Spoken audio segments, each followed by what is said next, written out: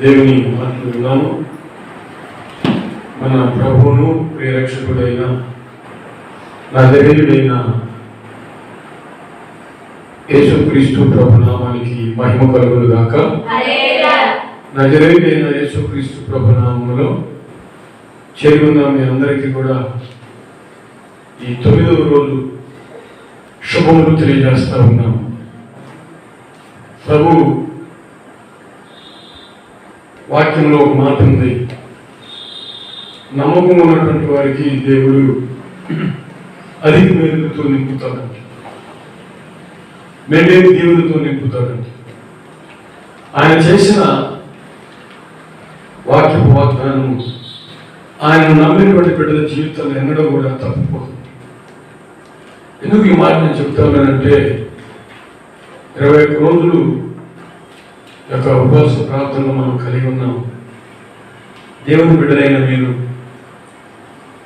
విశ్వాసాన్ని కాపాడుకుంటూ మీ ప్రార్థన జీవితాన్ని భద్రపరుచుకుంటూ దినదినం దేవుడు ఇంకా ఏదైనా కొత్తగా మాతో మాట్లాడతాడేమో అనేటువంటి ప్రేరేపణ కలిగి మీరు మీ స్థలాన్ని విడిచిపెట్టి మీ గృహాలను విడిచిపెట్టి చక్కగా ప్రభు సన్నిధికి వస్తా ఉన్నారు. అందువరకై దేవుడు గొప్పగా సంతోషపడతా ఉన్నాడు. ప్రభుకు స్తోత్రం. ఆయన సంతోషపరచడమే దేవుని బిడ్డలమైన మన యొక్క హాస్యం. దేవా, నీ చిత్తం నెరవేర్చుట నాకెంతో సంతోషమయ్యా అని భక్తులు కీర్తనకారుడు తెలియజేశారు. కాబట్టి మీ యొక్క ఆసక్తిని బట్టి ప్రభు నన్ను కూడా బలపరుస్తూ ఉన్నాడు. మీరు ఎంతమంది ఉపవాసం అంటున్నారు? అంటున్నానంటారా? సరే, నాకు తెలియదు, నేను చెప్పవలసిన బాధ్యత ప్రకారం చెప్పేసి ప్రారంభ దినాల్లోనే ఇదంతా మీరు మీ చిత్తం, మీ దేవునికి మీరు ఉపవాసం ఉండేది లేదు, మీరు చెప్పుకోండి. ప్రభువు మాత్రం ఖచ్చితంగా మనకి ఉపవాస దినాల తర్వాత దేవుడు మేలు చేస్తాడు. స్తోత్రం కలుగును. దేవుడు మేలు చేస్తాడు. అర్థమైందా? ప్రభువు మహిమ కలుగును గాక. హల్లెలూయా. చూడండి, ఒక మాట బైబిల్ గ్రంథం నుండి చదువుకున్నాం. 6వ అధ్యాయము 12వ వచనము, న్యాయాధిపతుల గ్రంథము 6వ అధ్యాయము 12వ వచనము చదువుకుంటే,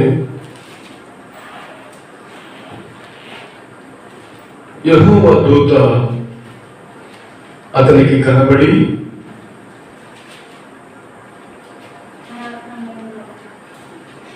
పరాక్రమము గల బలాఢ్యుడా, యెహోవా నీకు తోడై ఉన్నాడని అతనితో అనగా, స్తోత్రం కలుగునుగా. ప్రేమ కలిగిన తండ్రి, వందనాలయ్యా. చదవబడిన వాక్యం మీ పిల్లలమైన మా పట్ల నీకున్న వాంఛ బట్టి మాకు తెలియజేస్తా ఉన్నారు. వాక్యంలో ఉన్నటువంటి సత్యమును, బలాన్ని, ఆధ్యాత్మిక మేలులను, ధైర్యాన్ని, ఉత్సాహాన్ని, సిద్ధపాటును దయచేసి అనుగ్రహించుకుని పరిశుద్ధాత్ముడా మిమ్మల్ని ఆహ్వానిస్తున్నాం. ఆయన మాతో ఉండండి, మాలోనికి రండి, అనేక విషయాలు బయలుపరచయ్యా. నీ పరలోక రాజ్యపు చిత్తాన్ని మాకు తెలియచేయాలి. యేసు ప్రభు నామమున ప్రార్థన చేస్తున్నాము తండ్రి, ఆమేన్. ప్రభునందు ప్రియమైన దేవుని బిడ్డలారా, మరొకసారి ఈ మాట చదువుకున్నాం. యెహోవా దూత అతనికి కనబడి పరాక్రమము గల బలాఢ్యుడా, యెహోవా నీకు తోడై ఉన్నాడని అతనితో అనగా. ఎవరు యెహోవా దూత అంటే? ఏమండి? దేవుడు పంపించాడంట. దేవుని ఎదురుని పంపించబడినటువంటి దూత అనగా దేవుడే తన యొక్క ఉద్దేశాన్ని, ఈ యొక్క పరాక్రమమైనటువంటి బలాఢ్యుడా అని తెలియజేస్తా ఉన్నాడు. దేవుని ఉద్దేశము గిద్యోను అనేటువంటి వ్యక్తిని బట్టి పరాక్రమం కలిగినటువంటి బలాఢ్యుడా ఉన్నాడు. ఎందుకు ఈ మాట అలా సంబోధించవలసి వచ్చింది? దేవుడు గిద్యోను పెట్టాడంటే, పిల్లల ఆ కాలంలో గిద్యోను జీవించిన దినాల్లో ఒక 7 సంవత్సరాల పాటు ఈ ఇజ్రాయేలు ప్రజలు దేవునికి విరోధముగా తిరుగుబాటు చేశారు. ఒక 7 సంవత్సరాల పాటు ఇజ్రాయేలు ప్రజలు పిల్లగా దేవునికి తిరుగుబాటు చేశారు. దేవుని యొక్క కృపను వారు గ్రహింపలేకపోయారు. దేవుడు చేసిన మేలులను వారు గుర్తించలేకపోయారు. దేవుడు వారి పట్ల చూపిన ప్రేమను వారు మర్చిపోయారు. కనుక దేవునికి కలిగినటువంటి కోపమును బట్టి ఇశ్రాయేలు ప్రజలను, అనగా దేవుని యొక్క స్వాస్థ్యమైనటువంటి ప్రజలను అన్యజనులైనటువంటి ఎవరిని మిథ్యానులకు అప్పగించారు. మిథ్యానుల చేతులకి ఇశ్రాయేలు ప్రజలను అప్పగించారు. దేవుని యొక్క ప్రేమ, దేవుని యొక్క కృప, దేవుని యొక్క భద్రత నిన్ను బట్టి, నీ కుటుంబం పైన, నీ బిడ్డల పైన ఎంత విస్తారంగా ఉన్నదో నువ్వు గ్రహించలేని పరిస్థితుల్లో ఉంటే, దేవుని నిన్ను మహిమపరచడం మానుకొని విగ్రహారాధన చేయడానికి ఇష్టపడితే ఖచ్చితంగా దేవుని యొక్క కోపము నీ మీదకి రావడం తప్పదని ఈ వాక్యం ద్వారా మనం నేర్చుకోవాలి. గిద్యోనును దేవుడు దర్శించినప్పుడు ప్రియగా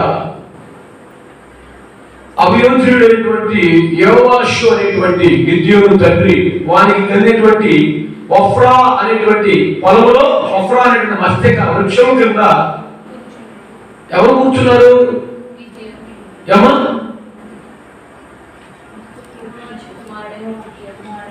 యోవాషు కుమారుడు ఏంటి? గిద్యోను కూర్చొని ఉన్నాడు అని మనం అనుకుంటున్నాం. కాదు, దేవుడే అక్కడ కూర్చొని ఉన్నాడు. అర్థమైందా? ఇప్పుడు ఇశ్రాయేలు ప్రజలను మిథ్యానులకు అప్పగించాడు. 7 సంవత్సరాలు భయంకరంగా బాధలు పొందారు, కష్టాలు పడ్డారు. వారి జీవితాల్లో ఎందుకు మన బ్రతుకులు, ఎందుకు మన ఈ జీవితాలు, ఎందుకు నా బ్రతుకు, ఎందుకు నా ఈ జీవితం? నెలలు మాసాల తరబడి పొలాలు పంటలు వేసుకుంటే ప్రతి పంటను కూడా మిథ్యానీయులు వచ్చి వారి బలాన్ని చూపించి ఇశ్రాయేలు ప్రజల యొక్క కష్టాన్ని దోచుకొని పోతా ఉన్నారు. కనీసం ఒక పరక కూడా వదిలిపెట్టకుండా వేసుకున్న పంటలన్నీ కూడా యావలు కానీ, గోధుమలు కానీ, ఏమని తదితర ఆహారపు పంటలన్నింటిని కూడా వారు దోచుకొని పోతా ఉన్నారు. వీరి మీద వేరంగం చేస్తూ వారిని మరి బలాన్ని చూపిస్తూ వీరిని మరి హింస పెడతా ఉన్నారు, బాధలు పెడతా ఉన్నారు. అంతేకాదు వారి కుటుంబాలు, వారి బిడ్డలు కూడా పోషణ కొరకే వారు పెంచుకుంటున్నటువంటి పశువులు, ఎవరి గేదెలను, పాలించే పశువులను, గేదెలను, వాటి పిల్లలను, వంటలను, సమస్తాన్ని కూడా వారు దోచుకొని పోతా ఉన్నారు. అంటే వారిని అడిగించేవాడు లేదు. అంటే ఆ దినాల్లో దేవుని యొక్క కృప, దయ, జాలి, కనికరం సమస్తం కూడా వారు కోల్పోయారు. ఎందుకని? వారు నివాసం ఉంటున్నటువంటి ఆ ప్రాంతము అమోరీయుల దేశం. అమోరీయుల దేశము అన్ని జనుల దేశము, విగ్రహారాధన చేసేటువంటి దేశం. ఎవరి ఆ విగ్రహారాధన దేశంలో వారు ఉన్నప్పుడు దేవుడు మొట్టమొదటిగా వారిని దర్శించి తెలియజేశాడు, ప్రజలారా మీరు ఈ దేశంలో నివసిస్తున్నారు కాబట్టి వారికి మీరు భయపడవద్దు. ఈ దేశంలో వారు చేసినటువంటి ఆ అమోరీయుల దేశంలో నివసిస్తున్నారు కాబట్టి ఈ దేశంలో చేసినటువంటి ఆ విగ్రహాలను బట్టి మీరు దానికి లోపడవద్దు, ఆ దేవతకు భయపడవద్దు అని చెప్పారు. లేదా దేవుడు భయపడవద్దు, మీరు లోపడవద్దు, వారికి మీరు భయపడవద్దు, మీరు విగ్రహాలను చేయవద్దు అని చెప్పిన తర్వాత చేస్తే దేవుడు దానికి అగరస్టుగా ప్రతిఫలం అనిపించడానికి దేవుడు చేస్తారు. ఆ కాలంలో ఇర్మియాతో ఒక మాట అన్నాడు, నేను పంపించు ప్రతి దేశానికి వెళ్ళాలి, ప్రతి ప్రాంతానికి వెళ్ళాలి. నేను బాలునే, నేను చిన్నపిల్లవాడిని, నాకు ధైర్యం చేరదే, నాకు ఎలా సాధ్యమవుతుంది అన్నావు అనుకో, వారికి నువ్వు భయపడవద్దు. నువ్వు వారికి భయపడేలాగా నువ్వు నేను చెప్పినట్టు నువ్వు చేయకపోతే నిజంగా వారిని బట్టి నీకు భయాన్ని పుట్టిస్తాను. నిజంగా వారిని బట్టి నేను నీకు భయాన్ని పుట్టిస్తాను. నేను నీకు ఎన్నుకున్నాను, మీ తల్లి గర్భంలో రూపెంపకమునిపే నీవు నాకు ప్రవక్తగా నేను ఎన్నుకున్నానని ఇర్మియా గారితో దేవుడు మాట్లాడటం మనం చూస్తాం. అలాగే పిల్లగా దేవుడు ఈ రోజున కూడా మనల్ని అందరినీ ఎన్నుకున్నాడు ఈ పరిచయం. ఎన్నుకోబడినటువంటి ప్రతిష్ట చేయబడినటువంటి ప్రజల్లోకి నిర్బంధించబడినటువంటి బిడ్డలు రాలేరండి. వాస్తవం. దేనికి నిర్బంధించబడ్డారు? వారి వారి శారీరక కట్లకు, వారి వారి లోకాశలకు, వారి వారి మారినటువంటి మనస్తత్వాలకు వారు లోపడతారు, కానీ దేవుడి వాక్యానికి లోపడతారు. దేవుడు మనం ప్రతిష్ఠించుకున్నాడు అని మనం నమ్మాలి. కాబట్టి దేవుడు బలహీనులు మనం అనుకుంటాం. మనం ఏం చేయలేమే అనుకుంటాం. మనకెవరు సాటి లేరు, మన తోడెవరు లేరు, మనకెవరు సహాయకులు లేరు అనుకుంటాం. లోకానికి భయపడతాం. ఏవేవో అనాలోచన, శారీరకంగా ఆలోచన చేసి దేవుడు మనకు తోడున్నాడు అన్న సంగతి మర్చిపోయి బ్రతుకుతూ ఉంటాం కొన్ని సందర్భాలు. అంటున్నారండి. అదే సందర్భంలో ఆ 7 సంవత్సరాలు విద్యార్థులకు అప్పగించబడిన తర్వాత వారు బానిసలుగా వారి కష్టాన్ని వారు దోచుకుంటూ, వీరిని బాధ పెడుతూ, హింసిస్తూ ఘోరమైనటువంటి పరిస్థితులు వారు అనుభవించినటువంటి దినాల్లో ఆ ఓఫ్రా అనేటువంటి మస్తకి వృక్షం కింద దేవుని దూతలు కూర్చొని ఉన్నారు. ఎందుకు? ఈ గిద్యోను అక్కడికి వస్తాడు. అక్కడ రాయబడి ఉంది, ఏవాషు కుమారుడైన విద్యాను యొక్క మరుగైనట్లు గానుగు చాటున గోధుమలను దొల్లగొట్టుచుండగా యెహోవా దూత అతనికి కనబడి, పరాక్రమం గల బలాఢ్యుడా, యెహోవా నీకు తోడై ఉన్నాడు అని చెప్తా ఉన్నాడు. ఏమో భయపడి ఉన్నాడు. ఈయన భయపడి విద్యార్థులకు భయపడి, ఎక్కడ ఈ గోధుమలు లేకపోతే ఈ ఆవరణను దొల్లగొట్టుకుంటూ చూస్తే వాడు ఎక్కడ నన్ను, నా యొక్క కష్టాన్ని దోచుకుంటారని భయపడుతూ, భయానందం చెందుతూ, భయంతో ఉన్నాడు. భయంతో ఉన్నప్పుడు దేవుడు మాట్లాడుతున్నాడు వచ్చి. ఏనండి, దేవుడు మాట్లాడటం ఎంత గొప్ప విషయం అండి. అసలు దేవుడు చెప్తాడు కదా, పరాక్రమం కలిగిన బలాఢ్యుడా. ఈ రోజున భయాన్ని బట్టి దుఃఖం వస్తుంది హృదయం. ఏంటి ఆ భయం? శత్రువు భయం కావచ్చు. శత్రువు అనేవాడు ఎవరు? శత్రువు పేరేంటండి? భయమే. మనకు శత్రువు ప్రాముఖ్యంగా సాతానే కాదు, మన శరీరం కూడా మనకు శత్రువే. మనల్ని కొన్ని మార్లు దేవుడి సన్నిధిలో ఎదగలేదు, సహకరించలేదు, అనాలోచనలు ఎక్కువ చేస్తాయి, ఇంట్లోనే పడదొక్కేసి దేవుడి సన్నిధికి రానివ్వండి. చూడండి, ఎంతో భయాందోళనతో మేము ఇంతకాలం సంఘం ఎదుగుతున్నాం, ఇన్ని సంవత్సరాల క్రితం మందిరానికి వస్తున్నాం, మేము తప్ప వేరే ఒకటి రావట్లేదు. కారణం ఏంటో తెలియట్లేదు. మా వంతుగా మేము ప్రయత్నిస్తున్నాం, సంఘం ఎదగట్లేదనేటువంటి భయం, బాధ, దుఃఖం, ఏదో తెలియనటువంటి భక్తి మనం చేసేవారిగా ఉన్నామేమో, కానీ మనం బట్టి దేవుని యొక్క ప్రణాళిక ప్రత్యేకంగా ఉన్నదని మనం నమ్మాలి. ఈ మాటను బట్టి హల్లెలూయా. గిద్యోను అలాగే అనుకుంటున్నాడు.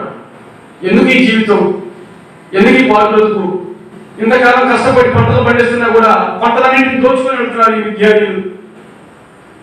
పంటలు పోతే పోయి గేదెలు పెంచుకొని వాటి పాలని అమ్ముకొని బతుకుతామంటే ఆ గేదెలు కూడా పట్టుకెళ్ళిపోయారు. ఆ ఆవుల్ని, గేదెలని వారి వ్యవసాయానికి ఏమీ లేకుండా తీసుకెళ్ళిపోయారు అనేటువంటి బాధ గిద్యోను అనుభవిస్తూ భయంతో గాను చోటు కాపుకొని మరి ఆ యొక్క గోధుమలు ఏం చేస్తానంట దొరకబడుతూ ఉంటారు. అక్కడికి దేవుని యొక్క స్వామి వెళ్ళింది. దేవుని పరాక్రమం బలాఢ్యుడు. ఆయన ఆశ్చర్యపోయాడు. నేను ఈ విధంగా భయపడుతూ చూస్తూ ఉంటే నన్ను పరాక్రమం బలాఢ్యుడు అంటారేమో అని చెప్పి చూశాడు. చూస్తే వారు ఎంతో అద్భుతమైనటువంటి వెలుగు చేత నింపబడి ఉన్నారు. పరాక్రమమైనటువంటి బలాఢ్యుడా, యెహోవా నీకు తోడై ఉన్నాడు అతనితో అనగా గిద్యోను అన్నాడు, చిత్తమున యెహోవా యెహోవా మాకు తోడై ఉన్నప్పుడు ఇదంతా మాకు ఎలా సంభవించారు? యెహోవా పుత్రుని మమ్మల్ని రప్పించిన చెప్పుచు మా పితరులు మాకు వివరించిన ఆయన అద్భుత కార్యాలను అన్ని కూడా ఏమైపోయి దేవుడు మన ఐగుప్తు నడిపించారు. 40 సంవత్సరాల ప్రయాణం అరణ్యంలో బహుకార్యాలు, అద్భుతాలు, మాత్రకార్యాలు, ఆశ్చర్యకార్యాలు, గొప్ప గొప్ప అద్భుతాలు చేస్తూ దేవుడు మనం నడిపించాడు అని మా పితరులు చెప్పడం మేము విన్నాం. మరి ఇంత గొప్ప దేవుడు ఎందుకు మమ్మల్ని చేయి విడిచిపెట్టాడు? ఇంత గొప్ప దేవుని కార్యాలు మేము అనుభవించకుండా ఎందుకు మమ్మల్ని దేవుడు దూరం చేశాడు మా వైపు ఎందుకు చూడలేదు, ఎందుకు కనిపించట్లేదు అని అంటే వాళ్ళు మన లోపం ఏంటంటే వాళ్ళు లోకానికి భయపడ్డారు. హల్లెలూయా. ఈరోజు లోకానికి భయపడే వాళ్ళే ఉన్నారు లోకంలో. నీ యొక్క ఆంతర్యంలో ఉన్నటువంటి దేవుని భక్తిని బట్టి దేవుని ఘనపరచడం కొరకు భక్తికి రావట్లేదు. నీలో ఒక దైవభక్తి ఉన్నా లోకంలో ప్రజలు చూసి అయ్యో నేను ఆ మందిరానికి వెళ్తే ఆ పక్కన ఏమంటున్నారు నన్ను, వాళ్ళకేం చెప్పాలి, నేను ఏమికేం చెప్పాలి, నేను ఎందుకు ఆ మందిరానికి వెళ్ళామంటే నేనేం చెప్పాలి, ఎందుకు వచ్చిన గొడవలు అని దేవుని మహిమపరచకుండా దేవుడు అనుదినము నీకు ఆహారము, నీరు, గాలి, సూర్యరశ్మి, సమస్తం ఆరోగ్యం అన్నీ ఇచ్చి నీకు కల్పించి పోషిస్తూ ఉంటే దేవుని చిత్తాన్ని దేవుని పట్ల నీ పట్ల ఉన్న దేవుని ప్రణాళికలు మధ్య తిరుగుతున్నావంటే దేవుని ఎందుకు వచ్చావు? అలాంటప్పుడు నీ కష్టాలు రావాలి, జీవితంలో నీ కుటుంబంలో కష్టాలు రావండి, దేవుడిని విడిచిపెట్టా అంటే నువ్వు దేవునికి భయపడకుండా ఎవరికి భయపడ్డావు? లోకానికి భయపడ్డావు. లోకం విగ్రహాలతో సమానం. అర్థమైంది? దేవునికి ఆటంకపరిచేవాడు ఇప్పుడు ఆటంకపరిచేవాడే కానీ దేవుడిని మహిమపరిచేవాడా కాదు కదా. అలాగే వీళ్ళు విగ్రహాలకు లోపడ్డారు, మనుషులకు భయపడ్డారు, దేవుని వైపు చూడలేదు. అటువంటి తరుణంలో భయానకరమైనటువంటి జీవితంలో ఉన్నప్పుడు దేవుడు వచ్చి పరాక్రమమైనటువంటి బలాఢ్యుడా అన్నాడు. స్తోత్రం. హల్లెలూయా. ఈరోజు బలం లేని వారిగా మనం ఉండాలని మీలో చాలా మంది అనుకోవచ్చు. నేను ప్రార్థన చేస్తూ ఉన్నప్పుడు ఒక్కొక్క విశ్వాసం గురించి ఆలోచన చేస్తూ ఉన్న ప్రార్థన, ఒక్కొక్క విశ్వాస కుటుంబం పైన కన్ను దృష్టి పెడతా ఉన్నప్పుడు వారు సంఘంలో ఎదుగుతూ ఉన్నారు. వారికి ఎలాంటి ఆలోచన వస్తాయి? చాలామంది జీవితంలో ఏ ఆలోచన ఉంది? మాకేం చేసాడు దేవుడు, మాకేం చేసాడు దేవుడు, మాకేం చేసాడు దేవుడు ఇంతవరకు, లేకపోతే ఎంతకాలం ఆయన వచ్చాం ఏం చేశాడు అని అనుకుంటాం. కానీ ఆ ప్రశ్నకు ముందుగా మనం వేసుకోవాల్సిన క్వశ్చన్ ఏంటంటే, నేను దేవునికి ఏం చేశాను ఇన్ని సంవత్సరాలు రక్షించబడిన తర్వాత నా దేవునికి నేను ఏం చేశాను? రక్షించబడిన నా నుండి నేటి వరకు ఎంతమంది విశ్వాసం నేను తీసుకొచ్చాను, ఎంత నా దేవుడి వరకు నేను వేయమైపోయాను, ఖర్చు పెట్టాను, కలిగిపోయాను అని క్వశ్చన్ వేసుకోవడం మంచిది అని అన్నాను. నేను ఎందుకు విషయాలు చెప్తానంటే, ఒక్కొక్క వ్యక్తిని ఆలోచన చేస్తా ఉన్నప్పుడు ఎందుకంటే మా సంఘానికి ప్రజలు రావట్లేదు, దేవుడు చిన్న చూపు చూస్తున్నాడా, దేవుడు ఈ సంఘాన్ని పరీక్షలో పెట్టాడా, పనిష్మెంట్ చేస్తున్నాడా? ఏమండి, ఇబ్బంది అనేటువంటి కొలిమిలో నేను నిన్ను పుటమ వేసి తిని అంటాడు. ఇలాంటి కొలిమిలో వేసాడా? ఎందుకని? మా ప్రార్థనలో శక్తి లేదా, లేకపోతే మా దైవజనుని దేవుని దృష్టి మా దైవజనుని లేదా అని అనుకుంటూ ఆలోచిస్తూ ఉన్నప్పుడు నాకు మరి వెంటనే నువ్వు అలా అనుకుంటున్నావు, శారీరకంగా ఆధ్యాత్మికంగా ఆలోచించు. వాళ్ళు అలా అనుకోరు.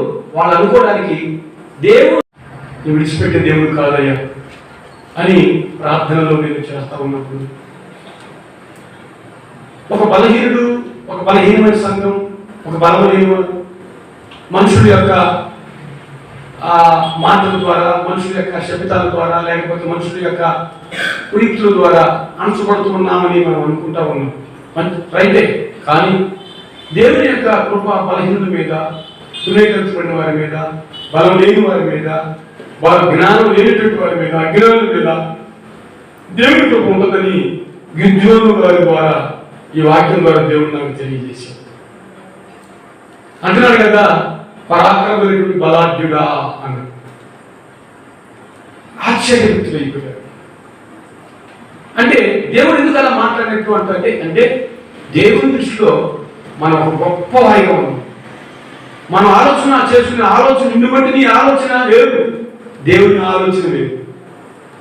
నిన్ను బట్టి, నీ కుటుంబాన్ని బట్టి, మన సంఘాన్ని బట్టి లోకం చేసే ఆలోచన వేరు, లోకం పట్ల ఉన్నటువంటి దృక్పథం వేరు, దేవునికి ఉన్నటువంటి ఆలోచన వేరు. స్తోత్రాలు చెల్లిద్దాం. హల్లెలూయా. ఏమండి, లోకం అంతా కూడా మన మీద చూసే దృష్టి వేరు, మనం రక్షించినటువంటి మన రక్షకుడైన ప్రభువైన యేసుక్రీస్తు వారు మనం చూసేటువంటి దృష్టి వేరు. కనుకనే పిల్లరా, వాక్యం చెబుతుంది కదా, మీ తలంపులు వంటివి కాదు నా తలంపులు, మీ ఆలోచన వంటివి కాదు నా ఆలోచనలు అని చెప్తా ఉన్నాడు దేవుడు. దేవుని తలంపులు ఎప్పుడు కూడా మన పట్ల ఉన్నతమైనటువంటి స్థితిలో ఉన్నాయి. దేవునికి స్తోత్రం. ఉన్నతమైనటువంటి స్థితిలో ఉన్నాయి పిల్లలు. దేవుని యొక్క శాశ్వతమైనటువంటి ప్రణాళికలు మన జీవితాలను బట్టి రకరకాలుగా దేవుడు వేసుకుంటూ ఉన్నాడు. సంఘాన్ని బట్టి, సంఘం ఎదుగుతున్న నిన్ను బట్టి, నీ కుటుంబ బిడ్డలను బట్టి దేవుడు వేసుకుంటూ ఉన్నాడు. జాగ్రత్తగా ఆలోచన చేయండి. ఎప్పుడు కూడా మనము దేవుడు మనల్ని చిన్నచూపు చూసే దేవుడు కాదు. తన ఉద్దేశాలకి వేరుగా వ్యతిరేకంగా ఏమీ కూడా దేవుడు మనం బట్టి చేయడానికి ఇష్టపడ్డావు. నిన్ను బట్టి, నీ కుటుంబాన్ని బట్టి, నీవు ఎదుగుతున్న సంఘాన్ని బట్టి దేవుని తలంపు అంతా కూడా ఒక గొప్ప ప్రణాళికగా మార్చుకున్నటువంటిది ఆయన ఉద్దేశం. ఎందుకంటే గిద్యోను బలం లేని వాడిగా, భయం లేని వాడిగా, చాటుగా గాను చోటు కూర్చొని వీటిని తొడగొడుతూ ఉన్నాడు. పరాక్రమమైనటువంటి బలాఢ్యుడా, ఈరోజు కుంగి పరిస్థితుల్లో ఉన్నామేమో. ఏమండి, సంఘం విషయంలో ఆధ్యాత్మికంగా వాక్యం ఇంటి ఎదుగుతున్నా కూడా, బలపరచబడుతూ ఉన్నా కూడా, బయటకు శరీరం నిన్ను కృంగదీస్తుందేమో. నువ్వు వేస్ట్, ఈ సంఘం వేస్ట్, ఈ సేవకులు వేస్ట్ అని ఒకవేళ ఆధ్యాత్మికంగా ఉన్నటువంటి ఆత్మీయతను పాడు చేయడానికి శారీరకమైనటువంటి క్రియలు పనిచేస్తూ ఉంటాయి. కానీ ప్రభు అంటాడు గిద్యోను ద్వారా మనందరం కూడా, నీవు నా కుమారుడు, హల్లెలూయా, నీవు నా సొత్తు, నా రక్తము పెట్టి నేను నిన్ను కొన్నాను, నా రక్తము చేత నేను నిన్ను కన్నాను. కొనబడిన సొత్తు నువ్వు, దేవునికి కొనబడిన సొత్తు నువ్వు. దేవుడు స్వయంగా ఆయనే తన రక్తంతో కన్నటువంటి సొత్తు అంటే స్వాస్థ్యము. స్వాస్థ్యం అంటే దేవుని యొక్క ఆస్తి. మనుషుడైన పరిస్థితులను బట్టి తన సొంత స్వాస్థ్యాన్ని వదులుకుంటాడు, కానీ దేవుడు అంతగా విడిచిపెట్టే దేవుడా? అంత ఏమండి, మానవునికి బలాన్ని జ్ఞానం ఇచ్చిన దేవుడు ఆయన. దేవుడు మనల్ని విడిచిపెడతాడా? ఆయన స్వాస్థ్యమైన దేవుడు మనల్ని విడిచిపెడతాడా? ఈరోజు ప్రభువాలు మనం బలపరుస్తూ ఉంటాం. ఏ విషయంలో మనం కుంగిపోవడం అవసరం లేదు. బలం లేని వారిగా ఉన్నామా? లేదు. బలం లేని వారికి మనం లేము అసలు.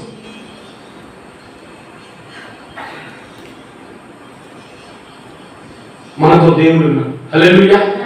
గిద్యోనుకు దేవుడు తోడుగా ఉండి, నువ్వు పరాక్రమమైనటువంటి బలాఢ్యుడు అని. సరే, నిజంగా నువ్వు నాతో మాట్లాడే దేవుడుగా ఉన్నావు కనుక, నీ కార్యం నిజమే అయితే, నాకు తోడుకున్నావు నేను నమ్మితే, నాకు ఒక విషయాన్ని అడుగుతాడు. నేను నీకు ఒక మేకపిల్లను వధించి రొట్టెలు తయారు చేసి నీ సన్నిధిలో తీసుకొచ్చి అంతవరకు ఇక్కడే ఉండని చెప్పేసి అంటాడు. దానికి ముందుగా నేను బలాఢ్యుడు, నువ్వు ఆ మాట బలాఢ్యుడు అని, నేను ఏ గోత్రం ఉన్నది? మనుష్య గోత్రంలో కనిష్ఠుడయ్యా, చిన్నవాడిని. మా పితరులందరూ కన్నవాడిని, నేను చాలా చిన్నవాడిని. మా కుటుంబాలు నన్ను పరాక్రమమైనటువంటి బలాఢ్యుడు అంటావు.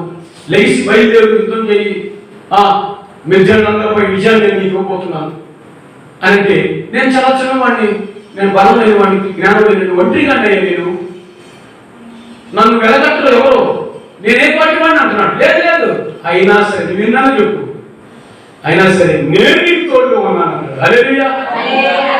దేవుడు ఈ మాటను బట్టి మన హృదయాలు బలం పొందుకొనుగాక.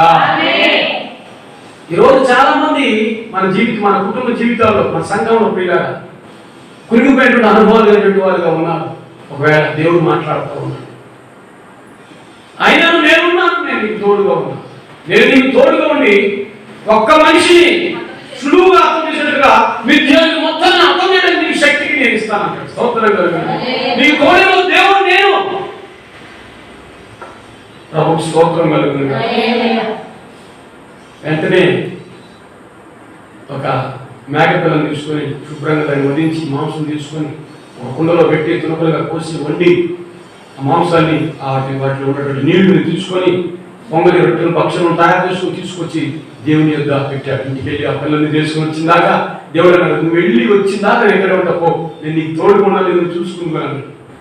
దేవుడు గిద్యోను వెళ్ళి వారి దగ్గరికి వెళ్ళి మంచి కొన్నటువంటి మేకపిల్లని వధించి రొట్టె తయారు చేసి కొండలో వండుకొని ఆ మాంసమును ఆ యొక్క నీడను తీసుకుని వచ్చాడు. చూస్తే దేవుడు ఆ మస్తకి వృక్షం కిందనే కూర్చొని ఉన్నాడు. ప్రభువుకు స్తోత్రం కలుగును. తనను ప్రేమించేటువంటి బిడ్డలు దేవుడు అన్నాడు కూడా విడనాడను, నిన్ను విడువను ఎడబాయను అని చెప్పింది ఆయనే కదా. ఆయన కృప మనల్ని ఎడబాయనండి. గిద్యోను వచ్చాడు, రాతి మీద పెట్టాడు. దేవుడు తన చేతిలో కర్ర ద్వారా కొనలతో మాంసాన్ని, నీటిని, ఆ రొట్టెలను అట్లా ముట్టినప్పుడు ఒకసారిగా ఏమైపోయాయండి?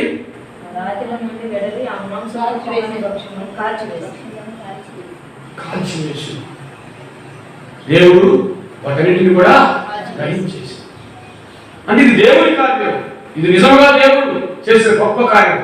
నేను దేవుడిని చూసినప్పుడు భయపడిన వాడికి ఉన్నప్పుడు ఏం పర్వాలేదు, నువ్వు భయపడిన అవసరం లేదు, నేను నీకు తోడై ఉన్నాను.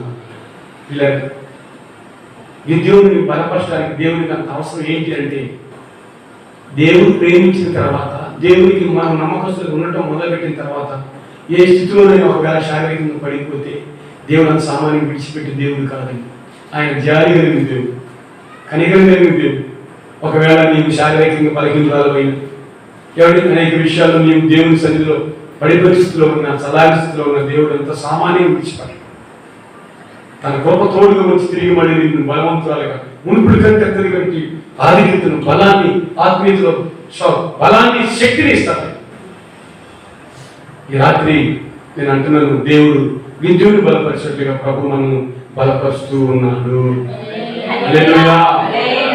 దేవుడు తను నమ్మినటువంటి వారిని ఎవరిని కూడా ఒంటరిగా దుఃఖంలో, బాధల్లో, హింసలకి, అవమానాలకి అప్పగించదండి.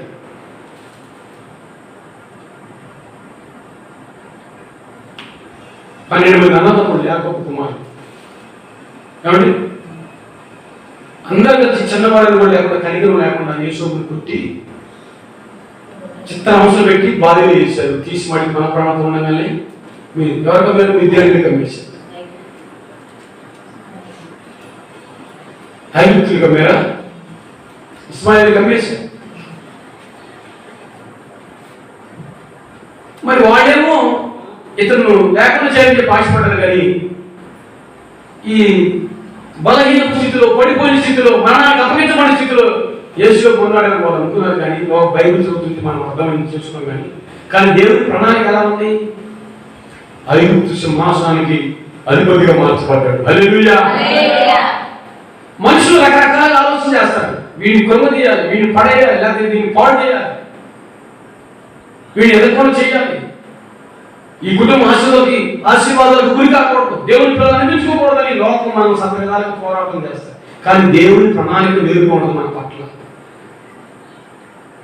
ఆ 12 మంది కుమారుల్లో ఆ యోసేపు స్థానం ఎలా ఉంది?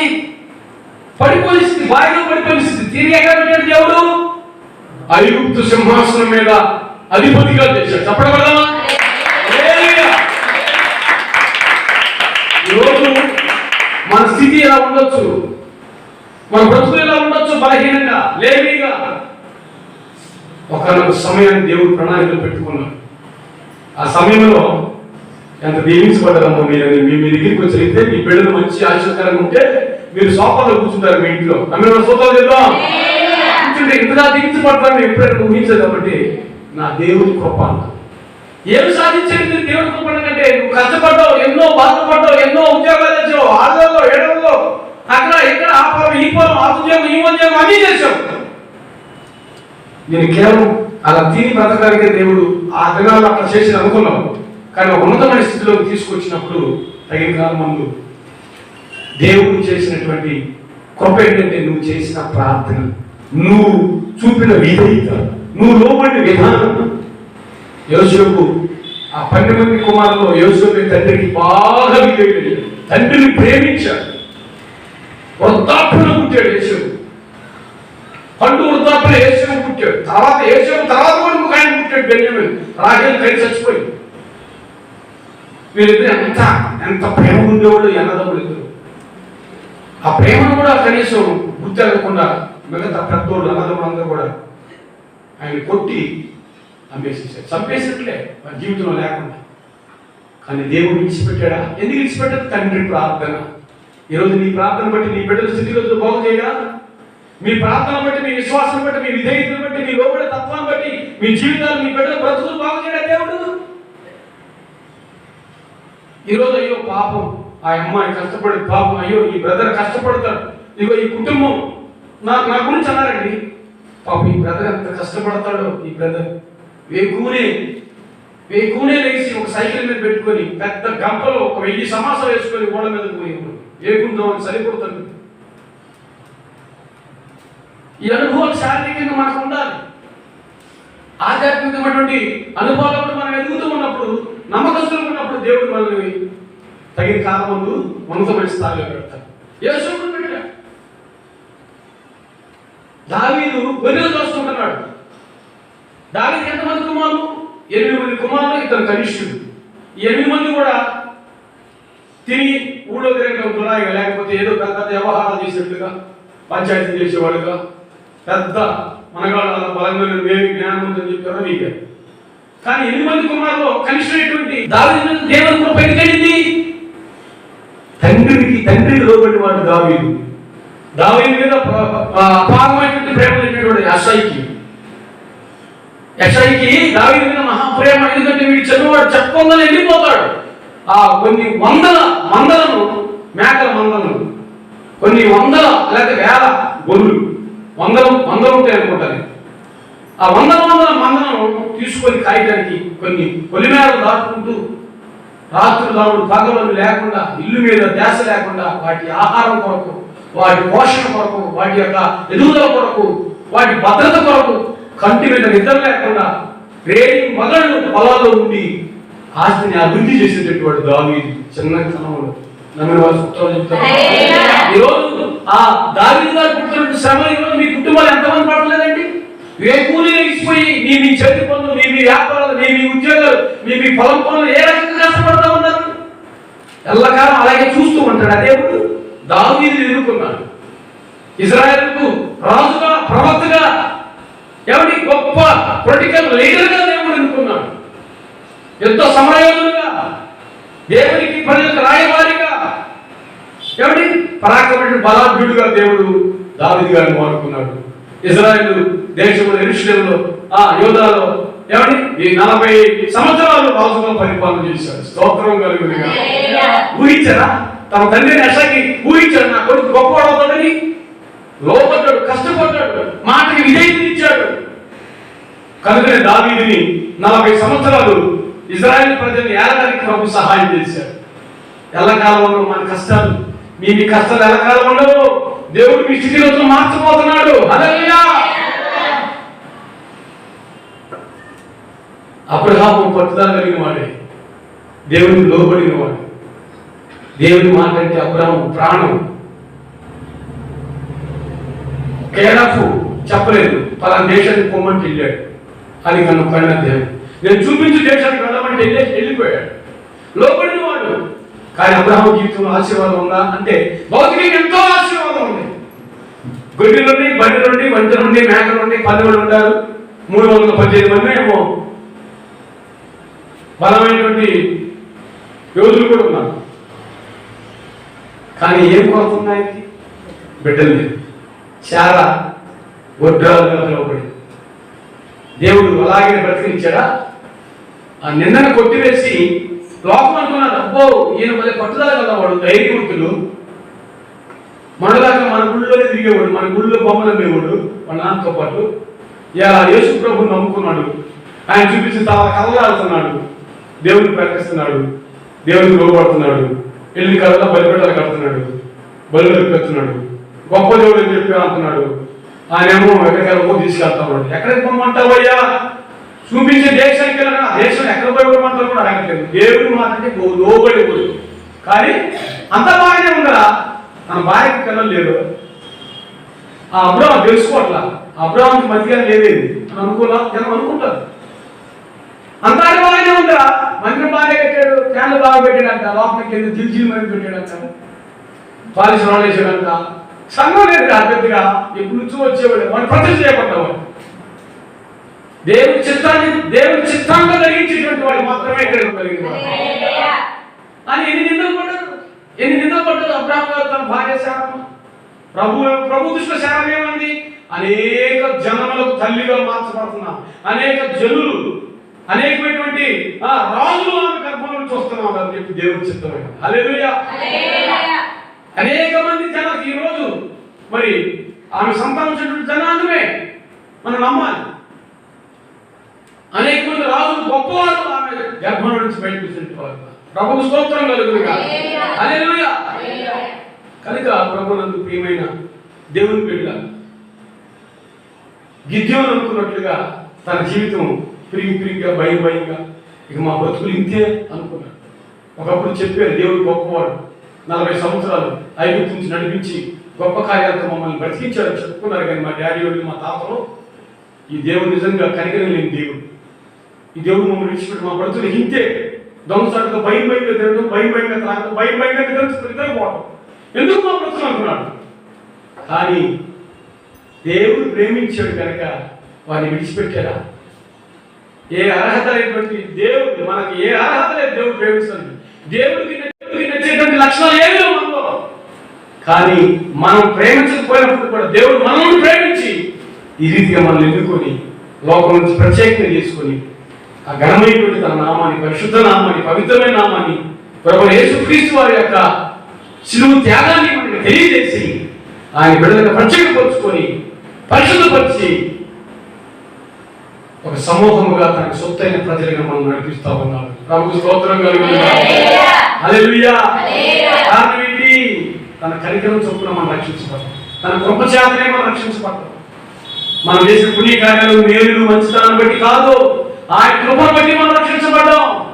గిద్యోను విడని దేవుడు ఇశ్రాయేలును అన్యాయం కలిగిన జీవితాలకు పంపించకుండా విడుదల చేసిన దేవుడు మనకు కూడా దేవుడు తోడుగా ఉండి మన సంఘానికి ఈ లోకపు నిందల్లో నుంచి అవమానం నుంచి తీసివేసి గొప్ప విడుదల ఇచ్చి అనేకమైన ఆత్మలను పంపించబోతా ఉన్నాడు. గొర్రెలు కంపు కొట్టే గొర్రెల దొడ్డులో పనిచేసేటువంటి దావీదును ఒక ప్రవక్తగా, ఒక వీరుడుగా, ఒక ధైర్యశాలిగా, దేవుని చిత్తాన్ని నెరవేర్చేవాడిగా, ఒక గాయకుడిగా, ఇజ్రాయెల్ ప్రజలు 40 సంవత్సరాలు పోషించే పాలకుడిగా చేసేటువంటి ఆయన ఊహించినటువంటి కార్యాలు దేవుడు చేస్తాడండి. మనం ఊహించడం, మనం ఒకదనుకుంటే దేవుడు ఇంకో విధంగా ఆలోచన చేసి చూస్తాడు. కాకపోతే ఇలా ఉంటామలే, మనం కాకపోతే రాబోతుంది అలా ఉంటామని కాదు. దేవుడి మన తలంపులు బట్టి కాదు ఆయన తలంపులు. మన తలంపులు ఏదో అనుకుంటాం, 10 లక్షల రూపాయలు ఇంట్లో ఉంటామే, లేకపోతే మన కాస్ట్ 10 లక్షల రూపాయలు ఇల్లు పెరిగి దేవుడు ఎలా పోతున్నాం కాదు. 1,000 రూపాయల విలువైనటువంటి విలువ దేవుడు ఇస్తారు మనకి. హల్లెలూయా. యేసుకు తోడుకున్న దేవుడు, గిద్యోనుకు తోడుకున్న దేవుడు, దావీదు గారికి తోడుకున్న దేవుడు, శారాము గారికి తోడుకున్న దేవుడు మనకు, మన కుటుంబాలకు, సంఘానికి నిత్యం సదా తోడై ఉండును గాక. ఆమేన్. ప్రార్థన చేసుకుందాం. ఆత్మ సంబంధం ప్రతి ఒక్క మాట బిడ్డల హృదయాలలో ఫలించి నీరు పెట్టినట్లుగా ఫలవైతంగా మార్చడానికి సహాయం చేయండి. ప్రతి బిడ్డను బలపరిచి, ధైర్యపరిచి, నిమ్మలపరిచి మీ పనిలో నమ్మకం వచ్చి ప్రార్థన చేస్తుంది. యేసు నామములో ప్రార్థిస్తున్నాము. ఆమేన్.